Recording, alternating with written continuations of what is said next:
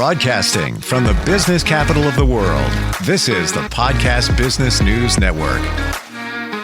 I love her. I love talking with her, but I am going to say this right now that I'm a little apprehensive about what we're going to talk about today because I'm a little concerned what might be revealed.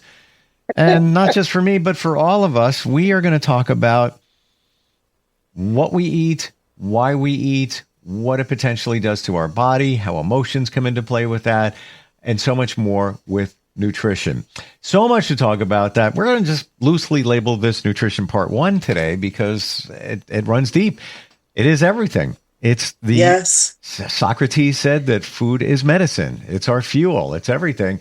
And more and more in my journey as I get older, that old adage, you are what you eat, becomes even more clearer in a scary kind of way. She's our professional of the year, and she is somebody that focuses on a holistic way of life in many different areas. Doctor of neuropathy, master herbalist, nutritionist, on and on and on and on. Her credentials are amazing. Dr. Jacquilen Tomas Ali is back with us. How are you today? Hi, how you doing, Steve? So how's excited. It going? Here. Good. It's good. We got a lot to dig into today. We do. We really do. And I appreciate and am grateful for your suggestion / recommendation that this would be the next area that we would cover. And it's very, very, very significant. Very significant. Well, as a certified nutritional counselor, you've got the insight on this. We're going to start at the basics today. Why we need to eat, nutrition, all of that. Where do you want to begin there? What is the purpose of food and nutrition?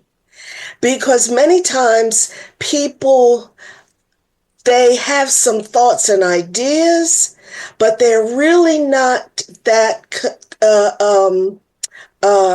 clear on the real true purpose of food and nutrition.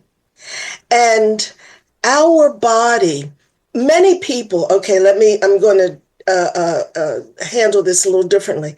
Many people, most people, I should say, and I might be going a bit overboard, but many to most people give their vehicles more attention than they do their bodies.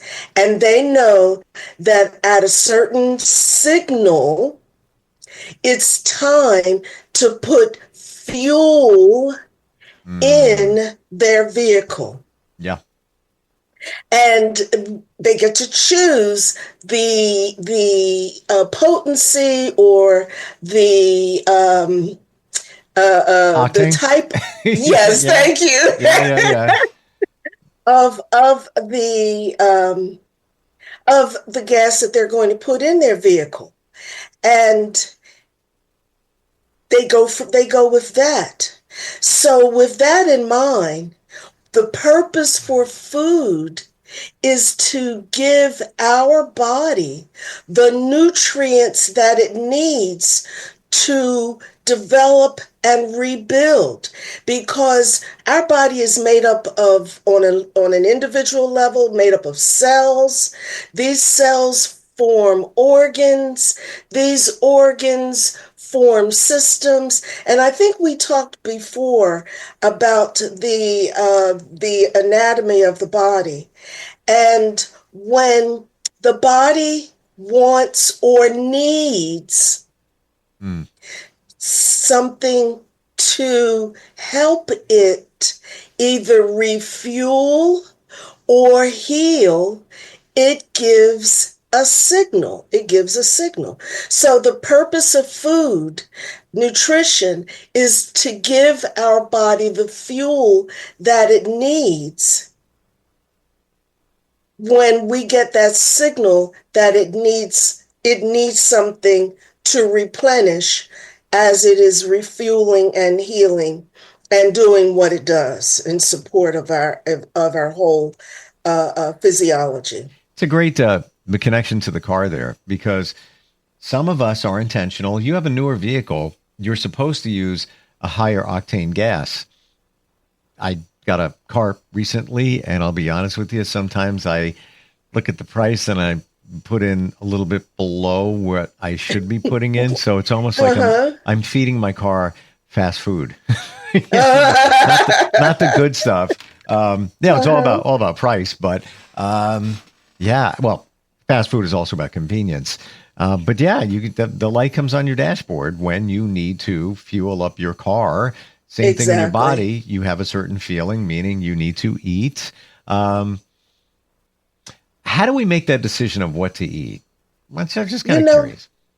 well, that's a great idea. That's a great point. Let me also share this. And to this day, I don't know why. I just know that this is a factor that our bodies will also give us a sign of hunger when it wants water rather than giving us a sign of thirst. And the thirst, by the time we get a sign of thirst, it is we've Hmm. gone a bit far in having no having a minimal amount of water. Wow. So whenever I feel that need or that hunger, first thing I do is I drink some water and Hmm. then wait about 10-15 minutes, and if the hunger returns, then I know that it's time that my body is saying it wants food. Wow. Yeah. That's really great to know. And hey, I guess think of it this way: that when you're having that feeling, why not fill up on water? Because it'll take Yeah. space in your stomach. You might even eat less, which most of us need to do anyway. The portions of food we eat today is just a lot. So good to keep in mind. Can't hurt you. You know, if That's you're for feeling real, that's hungry, for you sure. may be just thirsty. It's amazing. Why do you think the body, do we know why it does that? Give you that signal? You know what? I don't know why. I really don't know why. And I have taken several classes on physiology, anatomy, physiology, and have asked the question. And the instructors will come up with some what they think is an explanation, but really it's like they don't know either, but they Wow. really don't want to say I don't know. And so I just let it go Well, and just accept it for it to be what it is. it's what we know is what we is good enough. That if you're Yes. feeling, hunger, it might be that you need to hydrate. Exactly, Hmm. exactly, exactly. That's a great place to start. Now, in terms of what we eat, much of our eating habits came from our parents in Wow. terms of they what they fed us. It's more of a family thing. And based on family history, a lot of times that old adage of meat and potatoes was one of the key things that was emphasized because many times our parents would grow their own produce, and it's very inexpensive to grow potatoes. So they would include that. And if it was about meat, then it's like chicken, beef. It's so a lot of times it's a matter of what they were able to obtain, cost factor, as well as what they were raising and serving themselves, as well as what they were served when they were children. So it becomes like a family history that, or a family habit or protocol in terms of what we eat. With my in my family, um, we we did pretty much the same thing with meat and potatoes. However, my parents um, were they for whatever reasons they enjoyed growing produce in the backyard. So my mother would grow tomatoes, and my father would grow different types of greens, whether it was collard greens or turnip greens. And so because they enjoyed that, that was also included in my eating habits. And I'm going to be honest with you, I tried to, because they would say, come on out, let me teach you. And I tried learning, but it didn't resonate with me in terms of me doing it myself, me growing. But I understood that they enjoyed it. So it wasn't so much the health benefits. They knew it, but they also enjoyed sharing and growing. And if they had some extras, they would give it to the neighbors next door, across the street, and so forth. Do you find yourself now, Jackie, really loving vegetables because it came from your childhood? Or, yeah, you like them, but yeah, you don't love them? Like, how do you feel? I think that was a great foundation. But as I got older, and this was before I was a naturopath, I noticed that there were certain foods that I could eat and my body was like, ah. And then other foods that I would eat and my body was struggling to break it down. And I had to really take steps to separate, or to not separate, to really look at and examine taste versus what's going on with the processing of the body, within the body. My childhood, this is what I ate. I'm not even exaggerating. Okay. This is it. Yes. Uh-huh. Bologna, hot dogs, Okay. milk, and anything Hostess. Ah. I was the pickiest eater as a kid. I only began eating chicken. This is embarrassing. When I was in my 30s, maybe. I didn't, and that was by accident. Long story, but whatever. Even when I was a kid and finally got to the point of hamburgers at McDonald's, it was the meat and the bun. Now I'll eat anything except seafood. Not really into seafood, but anything. I hear you. No problem. I hear you. It's amazing how our tastes change. But guess what? I was the big pudgy kid, the kid that got bullied, the fat kid. Look what I was eating. And my mom was single, busy, so she would just buy whatever she could because she was busy. Yeah, but yeah, and I'm sure her budget, the family budget, had an influence on it as well. Sure, yeah. So where do we go from here? So in terms, what I'd like to focus on next is the taste and why you said Hostess and what else? Hot dogs, bologna, milk, bologna, and Hostess. Okay. All right. That was my major food groups back then, by the way. What I'd like to focus on next is how foods are not just randomly put together, whether it's especially with fast foods. They don't just put things together randomly. There are, I guess, 5 standard tastes that we utilize, that we are accustomed to, and that we've come to know that is a part of our eating habits. And this is something that but was shared more openly in terms of Chinese medicine, because they're very much aware of these 5 tastes in terms of sweet, salt, sour, bitter, pungent. And pungent is the same as spicy.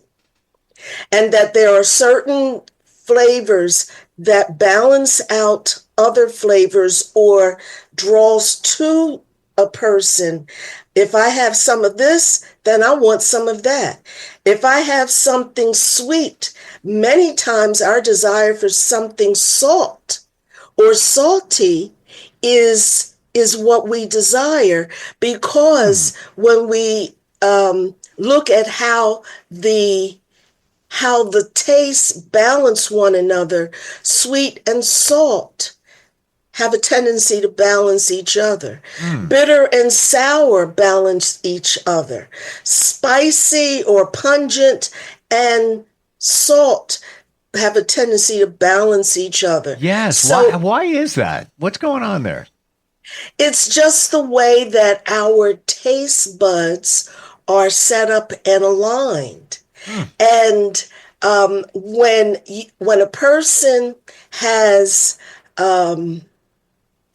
goes to fast food, they know this. They know that if we combine something sweet, then we need to offer something salty.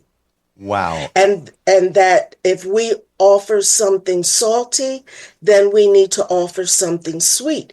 And if we're going to add some pungent to it, meaning spicy, we have to also be aware of the taste that helps to balance it out, or to have us come back for more and more and more and more. They got it figured out, because it's They do. They millions, really do. billions of dollars. And to your point, had a barbecue last night at a friend's house. Just a bunch of guys got together. Nice. And we started talking about tahini, which is it's just a spicy condiment, if you will. Yes. But it's super fun. Like, you can put it on fruit and it makes the fruit taste great. But Yes. or you put it on steak, whatever you want to, whatever, it doesn't matter.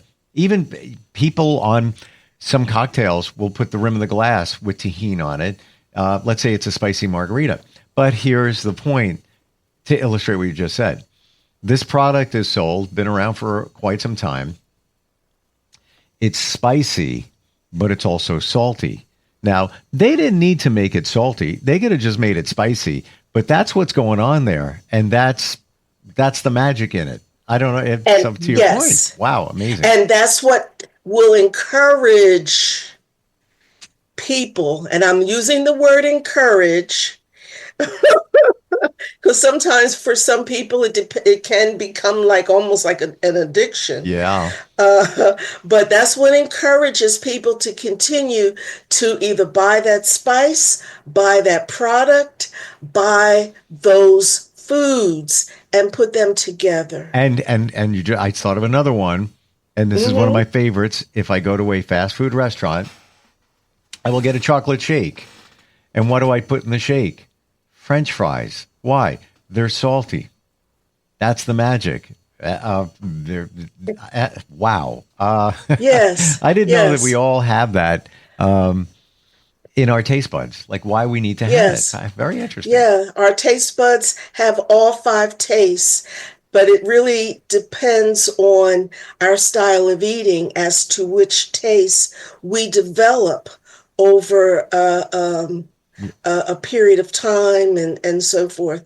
And even whether we do fast food or cooking, like you were saying with the cookout, it's still a matter of what habits are we transferring over that that we are incorporating in our foods. And when we come together next week, because there's still a couple things here that I'm going to talk about. But when we come together next week, one of the things that I'm going to share is how we combine certain foods that help with not just the taste, but also, and I might end up repeating this, when we eat foods, it goes into our stomach, right? Our taste buds sends a signal to our stomach to let it know that certain foods are coming and send out the digestive enzymes necessary for the body to digest the food properly. I was unaware that that was going on. Yeah. And it's if a person is eating based purely, well, I shouldn't say purely, but primarily on taste, like the sweet and salt, there are going to be certain things that the person will eat that the taste will say are compatible, but the stomach, when the food comes down, releases digestive enzymes, and those digestive enzymes may not be compatible. And then next thing you know, the person has you know what I'm talking about. Yeah. Yeah. Wow. Yeah. And then, and so we're not taught how to make those food combinations, but instead give us the magic bullet of some type of something that will help take the heartburn away so that we can continue to eat the way we've been doing. Amazing. We have about a minute or so left. Okay. What should we hit? So what I want to do real fast is talk about, we know the taste and habit is a factor, but also our emotions are factors as well. And that when we're going through an emotional phase, whatever it is, whether it's celebrating or whether it's sadness, we have a certain desire for certain foods. Why? Because it's a habit. So emotions always plays a part in it, and it then becomes a habit, but it's a matter of us being aware of the emotions that that we're feeling. When I was, and I'm going to say this part and then we can you can do your thing. When I was putting together the pieces for this presentation for today, at the very same time that I was doing my outline, I got a phone call from someone else who also has a podcast with Podcast Business News Network. And she called me to just get some ideas, suggestions, feedback, whatever. And I was really surprised. And, I don't believe in coincidences. So I answered questions, but I said, what do you do? And what she focuses on is, in her business, is helping a person through the process of death and dying with their family members, and how that is a factor in terms of the foods that they choose because of the emotions that are a part of it. Wow. So I told her name is Crystal. I told her that I would give a shout out. Her company, her business is called Ebb and Flow, and her phone number is 719-641-6959, and she's going to be doing some things on Podcast Business News Network as well. Wow. Thanks for reaching out, Crystal. It's amazing. Yes. No coincidence. Yeah. Oh, there are, you know what? I heard this term about coincidences, and I love it. They are no coincidences. They are coincidental incidents. So they just happen to be happening at the same time, but it's not just a coincidence. It's an incident that coincided with another one. Yes. And it's not a fluke. It's really in energetic alignment. I agree. Yeah. Yep. So then next week, we're going to talk about how we can put together certain fruits and vegetables. I'll probably bring up a few more items that we talked about today to kind of link it in, but we'll do it that way. Excellent. How do we connect with you? Somebody's got questions about nutrition or just looking for a holistic outlook on life. How do we do that?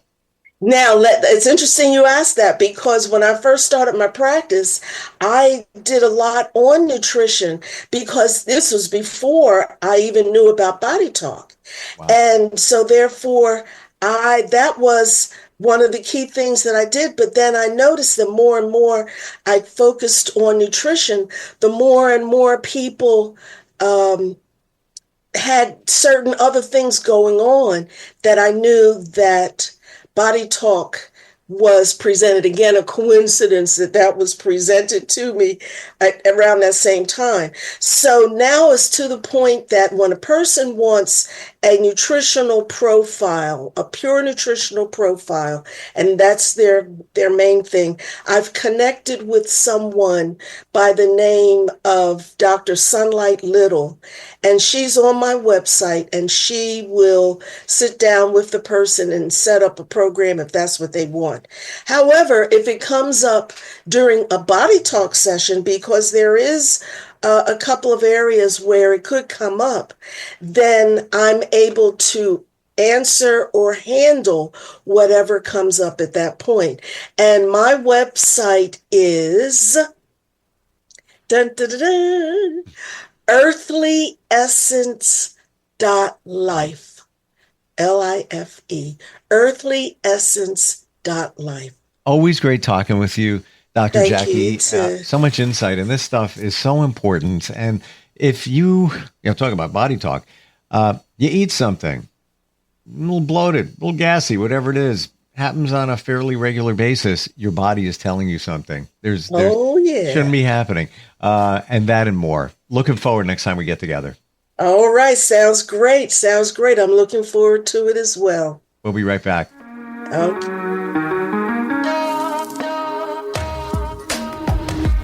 Broadcasting from the business capital of the world, this is the Podcast Business News Network. Adopt US Kids presents Multiple Choice Parenting. Your daughter just had her first breakup. Do you A, put yourself in her shoes? How could he do this to you? And for Sheila, she has split ends. B, console her? Oh, sweetie, this is going to happen a lot. 4, maybe 5 more times before you get married. C, take charge? Got to get this all straightened out. Give a little talking to, man to man, mano a mano. Hey, Steve! It's now a good time? No? Okay, no problem. Bye. Or D, help her find a new boyfriend? I know a great place to meet boys. The internet. Nice, single boys. Never mind. How about some ice cream? As a parent, there are no perfect answers. But you don't have to be perfect to be a perfect parent. Thousands of teens in foster care will love you just the same. For more information on how you can adopt, visit adoptuskids.org. A public service announcement from the U.S. Department of Health and Human Services, Adopt U.S. Kids, and the Ad Council.